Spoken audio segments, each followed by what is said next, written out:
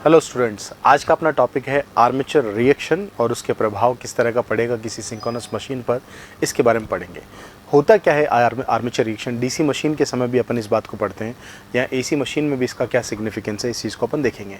कुछ नहीं है, सिंपल सी बात है। आर्मेचर रिएक्शन आर्मेचर फ्लक्स का प्रभाव है, ठीक है। और किस पर पड़ता है ये प्रभाव?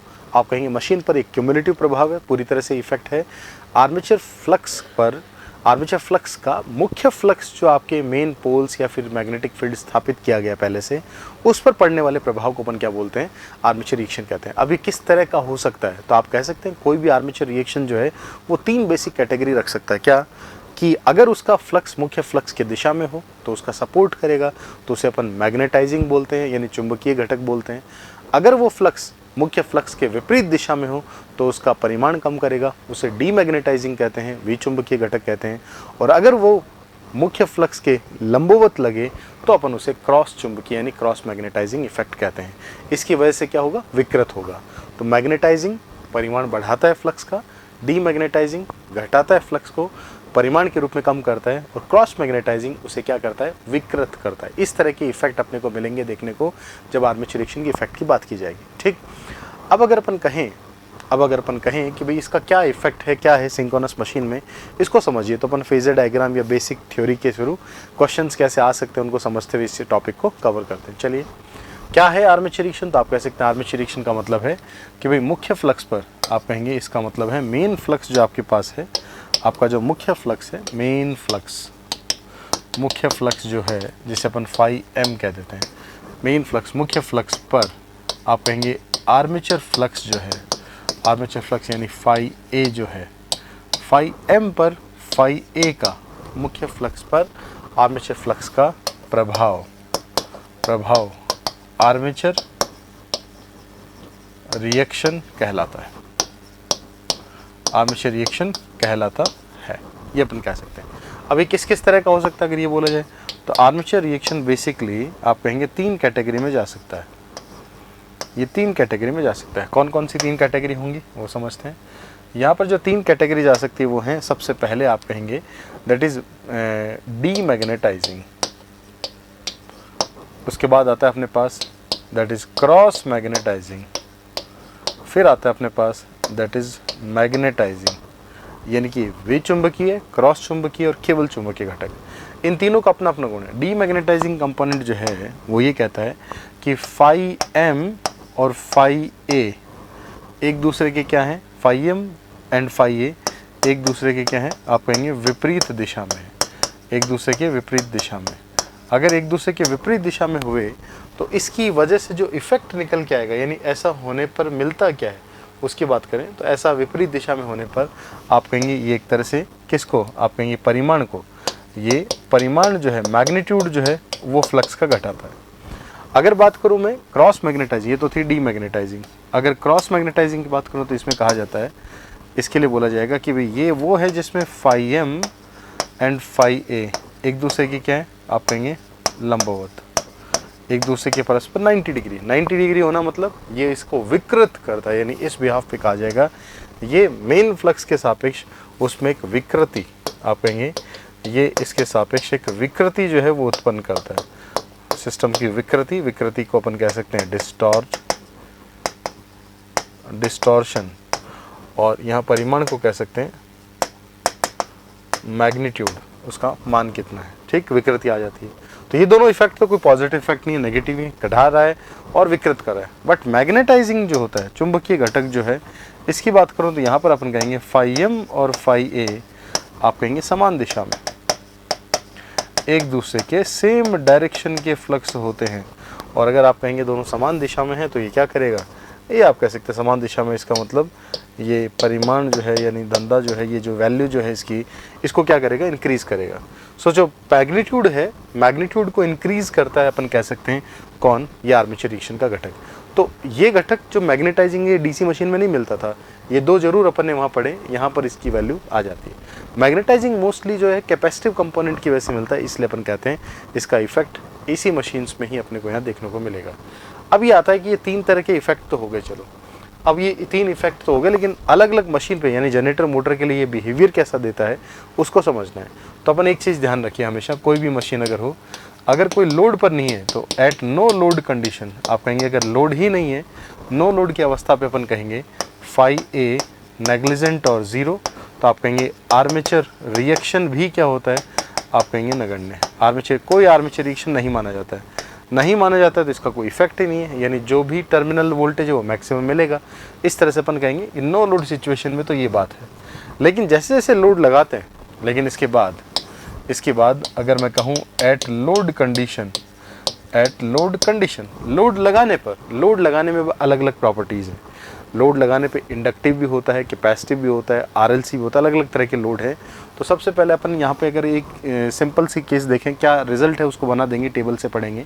मैं एक समझाता हूँ पहले कि भाई यहाँ पर कैसा होता है। तो यहाँ फेजर डायग्राम से समझो कि मान लीजिए कोई फ्लक्स इस दिशा में मान लिया मैंने कहा ये मुख्य फ्लक्स है फाई एम, ठीक है, फेजर बना रहा हूँ, ये ध्रुवों का मुख्य फ्लक्स है फाई एम जो मेन फ्लक्स है। इस फ्लक्स से एक ईएमएफ विकसित होगा जो 90 डिग्री पर होगा। तो आपने कहा इधर होगा, यहाँ पर एक विद्युत वाहक बल होगा, इसकी वजह से कोई करंट नहीं है, कोई फ्लक्स नहीं, क्योंकि सिस्टम किस पे, नो लोड पर है। लेकिन अगर मैं कहूँ कि ये लोड पर आ जाए तो आप कहेंगे फ्लक्स के सापेक्ष ईएमएफ होगा। अब करंट कैसी उत्पन्न करेगा वो ईएमएफ, ये इस बात पर निर्भर करेगा कि जो लोड लगा है वो रजिस्टिव है, इंडक्टिव है, कैपेसिटिव है। तो आपने कहा जैसे ही लोड लगाया वैसे आप कहते हैं सबसे पहले अगर मैं बोलूँ कि भाई अगर रजिस्टिव लोड हो, उसके बाद अगर मैं कहूँ कि भाई अगर इंडक्टिव लोड हो, और फिर अगर मैं कहूँ अगर कि भाई अगर कैपेसिटिव लोड हो, तो तीनों सिचुएशन में क्या कुछ हो सकता है, इसको अपन फेजर से समझने की कोशिश करते हैं। देखना, तो ये तो आएगा इसमें, ये तो इसमें भी होगा, दिस इज़ फ्लक्स, ये हो गया अपने पास फ्लक्स और ईएमएफ। मैंने इधर बनाया ये फाई है, इसके बाद इधर मैंने बनाया ये ईएमएफ है। चलो बताओ, ईएमएफ की दिशा में रेजिस्टेंस जो होता है उसकी तो हमेशा वही दिशा होती है, तो ईएमएफ की डायरेक्शन में ही करंट होगी इधर, कौन, आर्मेचर करंट, और करंट की दिशा में ही होता है फ्लक्स। तो आपने कहा इसी दिशा में क्या आ गया, फाई है, ठीक। अब जरा इंडक्टिव पे सोचो, इंडक्टिव लोड होता तो क्या होता, सोचिए, ये बनाया अपन ने आपका फ्लक्स, इधर बनाया मैंने ईएमएफ। अब सोचो अगर इंडक्टिव लोड होता, जब वोल्टेज की दिशा में करंट है वो यहाँ पे क्या होती, लैगिंग होती। अगर लैगिंग होती तो किधर जाता, इस तरफ, ये कौन होता, आई ए, और इधर ही क्या आता, आप कहते हैं फाई ए। तो आप बताइए फाई एम और फाई ए एक दूसरे से कितना डिग्री बना रहे हैं, 180 डिग्री।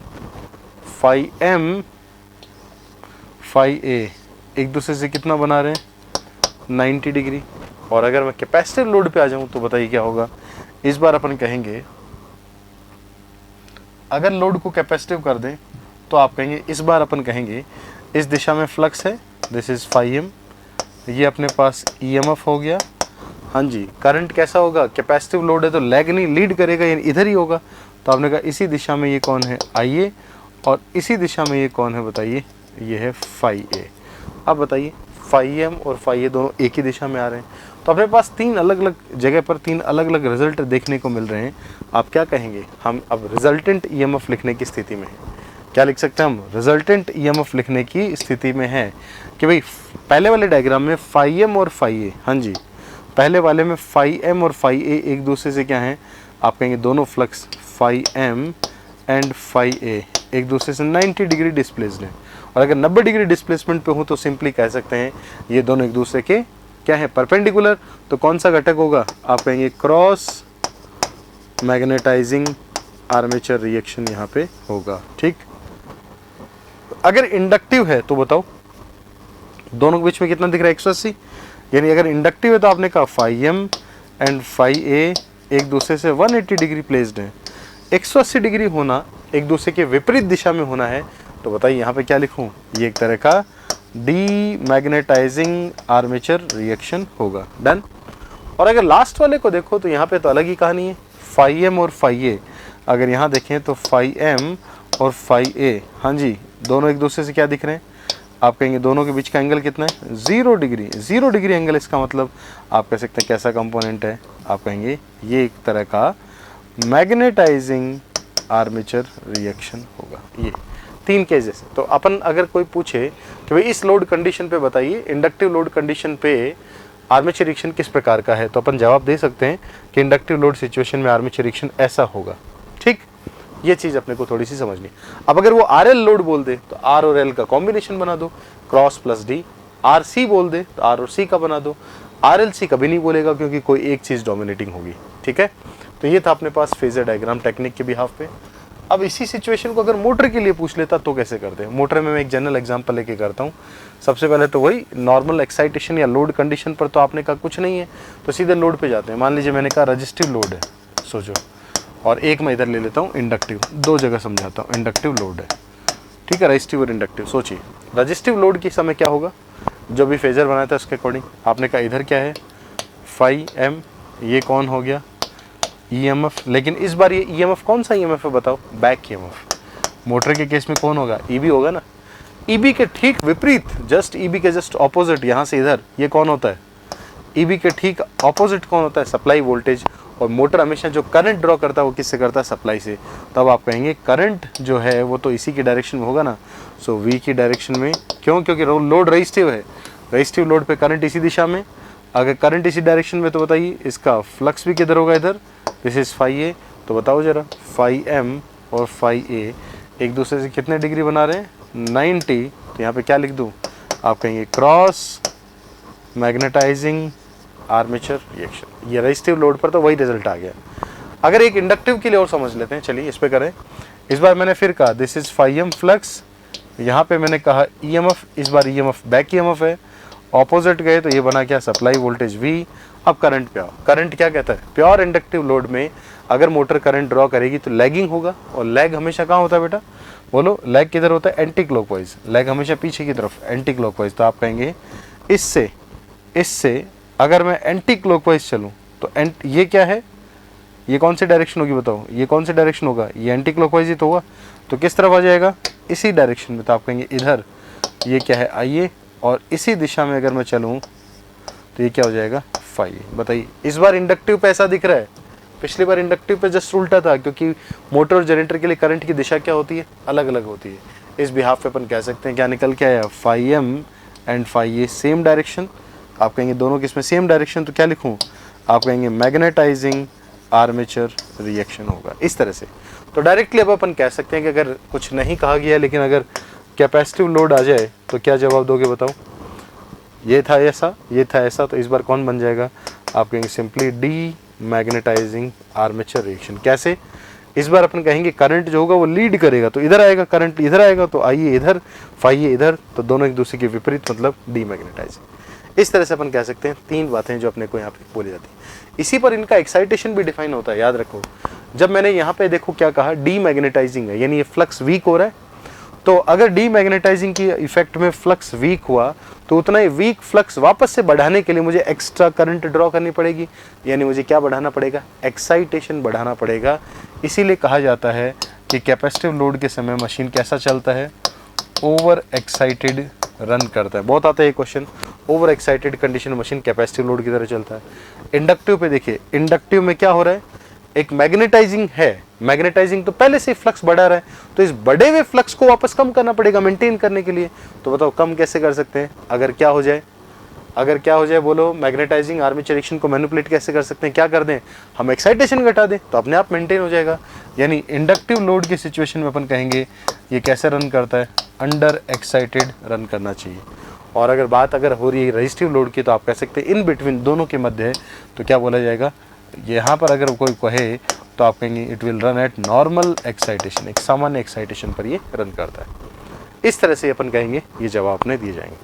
तो ये आर्मेचर रिएक्शन का किस इफेक्ट के कॉरस्पॉन्डिंग बात की अपन ने, बताओ, आर्मेचर रिएक्शन के किस इफेक्ट की कॉरस्पॉन्डिंग बात करी, बताओ सोच के। इस बार अपन ने कहा है कि भाई मोटर जनरेटर दोनों में कैसा है और एक्साइटेशन के बिहाफ पे।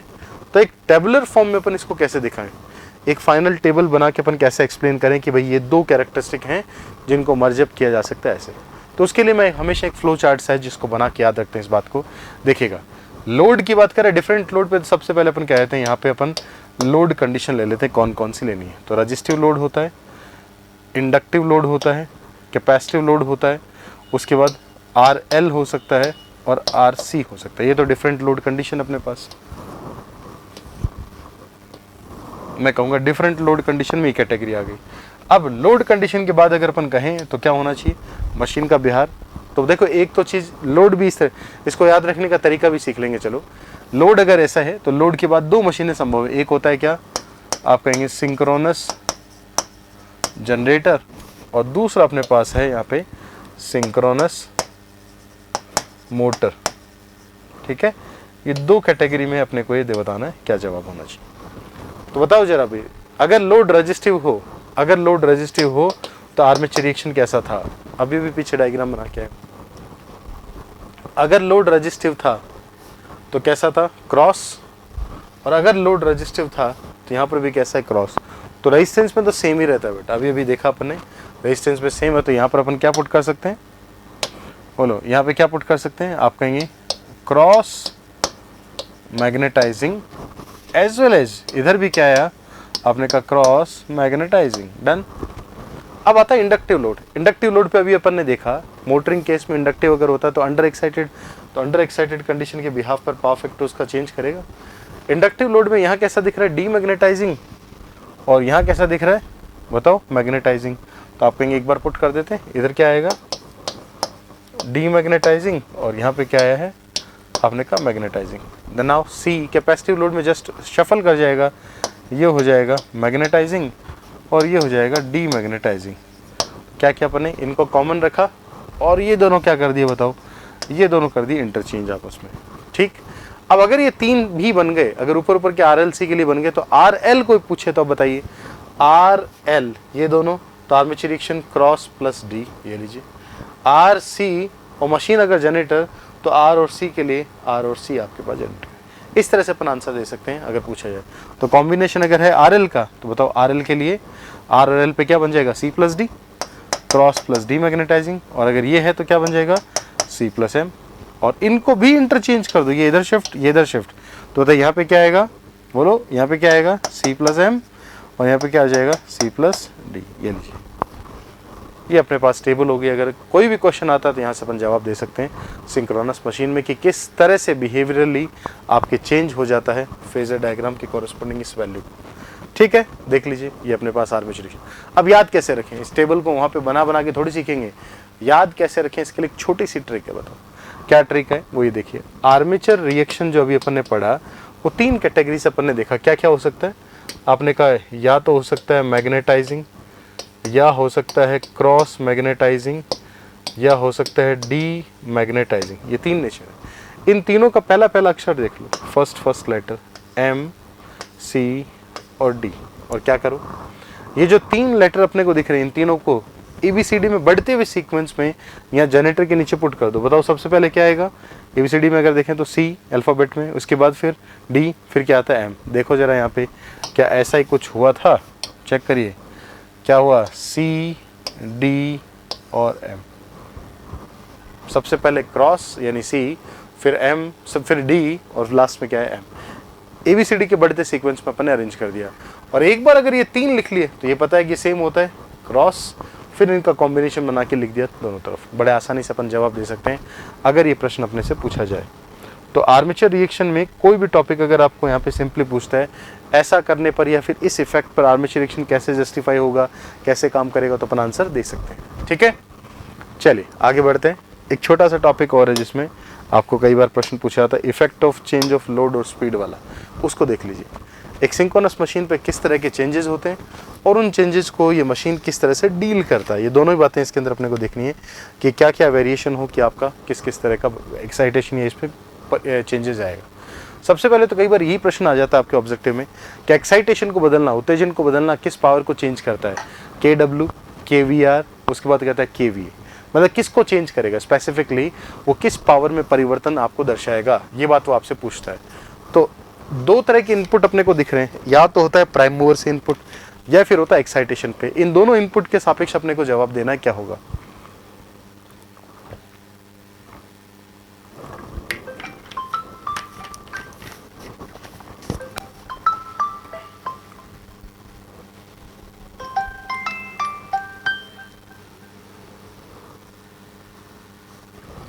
चलिए देखते हैं। सबसे पहले लेते हैं अपन यहाँ पे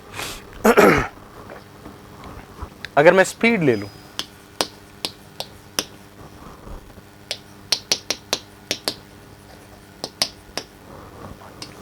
स्पीड में चेंज, फिर मैंने कहा एक्साइटेशन में चेंज, दो तरह के चेंज अपन लेते हैं। अगर मैं स्पीड में कोई भी बदलाव करता हूँ तो ये किसके कॉरस्पॉन्डिंग होता है, यही पूछता है वो अपने से। स्पीड में किसी भी तरह का कोई भी बदलाव हम कहेंगे एक तरह से, एक तो प्राइम मूवर में कोई चेंज हो रहा है, या फिर अपन कहेंगे प्राइम मूवर के अलावा इसी को एक और नाम से भी जाना जाता है, या फिर इसी को बोल देते हैं, या फिर इसे कहते हैं फ्यूल इनपुट जो है किसी भी मशीन का। फ्यूल इनपुट में कोई चेंज है, ईंधन में कोई बदलाव हुआ है, इनमें से कोई भी चेंज जो है वो सीधे सीधे आप कहते हैं फ्रीक्वेंसी जो है उसको क्या करता है, बदल देता है। ये कोई भी इस तरह का बदलाव स्पीड से संबंधित फ्रीक्वेंसी को बदलेगा, और फ्रीक्वेंसी अपन जानते हैं यहाँ पर किस चीज़ को कंट्रोल करता है, आप कहेंगे सिस्टम की एक्टिव पावर को कंट्रोल करता है। और एक्टिव पावर कंट्रोल में यहाँ पे कौन सी पावर शामिल है बताइए, तो आप कहेंगे this is KW, active power यानी वॉटेज में पावर को कंट्रोल करेगा। तो स्पीड में अगर कोई भी चेंज आएगा, फ्रीक्वेंसी में आएगा, प्राइम मूवर में आएगा, फ्यूल इनपुट में आएगा, ये सीधे सीधे सिस्टम के एक्टिव पावर को कंट्रोल करते हैं। सिमिलरली अगर मैं बात करूं एक्साइटेशन की, तो एक्साइटेशन में क्या कहेंगे बताओ। एक्साइटेशन में जो अपन करते हैं IF यानी फील्ड एक्साइटेशन, उससे हम एक तरह से वोल्टेज को, उसमें एक तरह से हम वोल्टेज जिसे अपन EMF कह सकते हैं, वोल्टेज या EMF को क्या करते हैं, चेंज करते हैं। और इसके कॉरस्पॉन्डिंग, क्योंकि IF इसके प्रोपोर्शनल है, इसके कॉरस्पॉन्डिंग वोल्टेज में अगर कोई भी बदलाव आता है, हाँ जी, अगर मैं कहूँ इसमें वोल्टेज में कोई भी बदलाव आता है तो उसका क्या चेंज कर देता है, आप कहेंगे एक तरह से सिस्टम में अगर वोल्टेज या EMF या एक्साइटेशन में कोई भी परिवर्तन आता है तो एक तरह से आपका फील्ड जो है, फील्ड में कोई ना कोई बदलाव आएगा। और फील्ड में अगर कोई बदलाव आता है तो आप सिंपली कह सकते हैं ये वोल्टेज को अगर चेंज कर रहा है तो इसे अपन किस कैटेगरी में डालेंगे, this will be in reactive, आप कहेंगे this will be reactive power control. ठीक, इसे अपन लिखते हैं KVAR से। तो अब अगर आपसे कोई बोले कि अगर एक्साइटेशन किसी जनरेटर का बढ़ा दिया है, इसका मतलब उसी पर्टिकुलर जनरेटर का आपका एक्साइटेशन अगर बढ़ा है तो उसके रेस्पेक्ट में आपको जो चेंजेस है उनको समझना है। तो कभी भी अगर आए कि अगर प्राइम मूवर में कोई भी चीज़ का बदलना, किस कंट्रोलिंग की बात कर रहा है, एक्टिव पावर, और इधर से देखें तो एक्साइटेशन, वोल्टेज, EMF, फील्ड, इनमें कोई भी बदलाव किसको चेंज करता है, रिएक्टिव पावर कंट्रोल। और दोनों का कॉम्बिनेशन अपन जानते हैं, यानी S बराबर P प्लस माइनस JQ जो लिखते हैं उसमें ये क्या है, S किस में है, KVA में, अगर ये किस में है, KW में, तो Q किस में है, आप कहेंगे KVR में। एक बेसिक सी बात है कि टोटल पावर अपने दो सेगमेंट में क्या होती है, डिलीवर होती है, एक्टिव और रिएक्टिव, दोनों के कॉरस्पॉन्डेंस। ऐसा कभी नहीं है कि जीरो कर दें किसी एक को, नहीं, एक दूसरे के साथ फ्लो करती है बस सिस्टम में। खर्च हमेशा एक्टिव होता है, बाकी आपका दूसरे की बिहाफ पे बात है। अब इस पे क्वेश्चन कैसे आते हैं, ये सीखना अपने को। तो इस टॉपिक में पूछता क्या है, वो पूछता इस तरह से है कि कोई दो, जैसे मान लीजिए इफेक्ट ऑफ स्पीड अपन बात करते हैं सबसे पहले, इफेक्ट ऑफ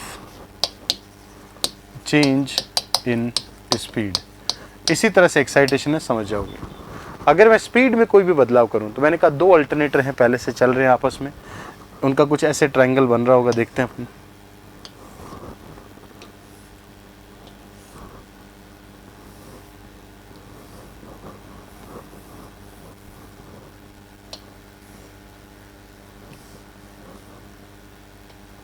ठीक है, ये दो ट्रायंगल बन रहे हैं, दोनों लोड को शेयर करते हैं, ऐसा मान लेते हैं।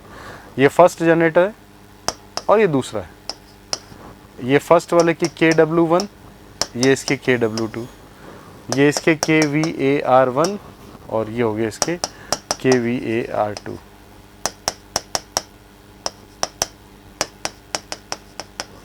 ठीक है, इस तरह से अब दोनों मिलके शेयर कर रहे हैं, तो मान लेते हैं टोटल कितना है, टोटल भी दिखा दे।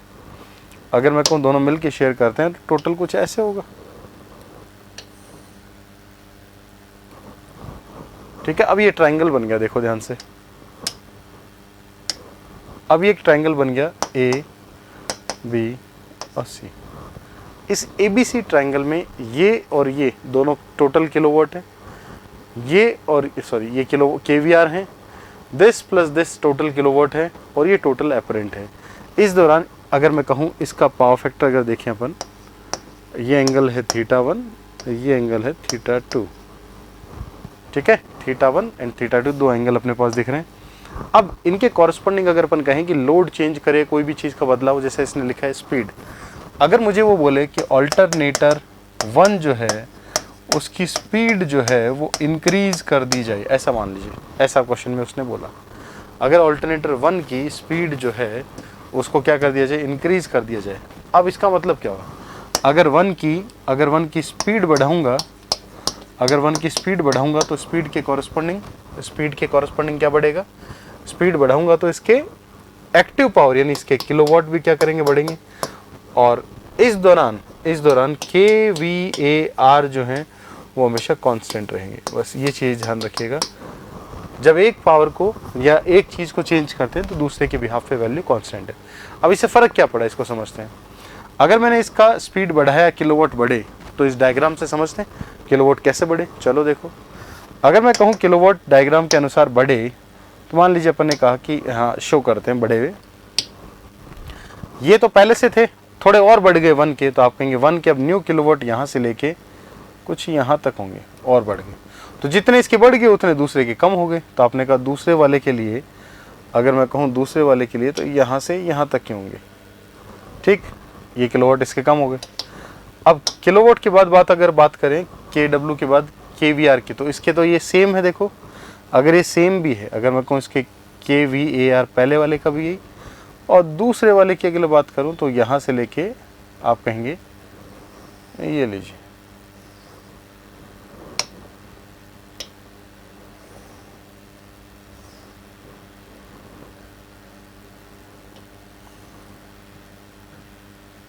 ये अपने पास एक तरह से न्यू KVR आ गए। तो अब करना क्या, आप कहेंगे जितने किलोवाट बढ़ गए उस पॉइंट को बढ़ाओ, अब इस पॉइंट को इसके साथ मर्ज करो और इसको इसके साथ मर्ज करो।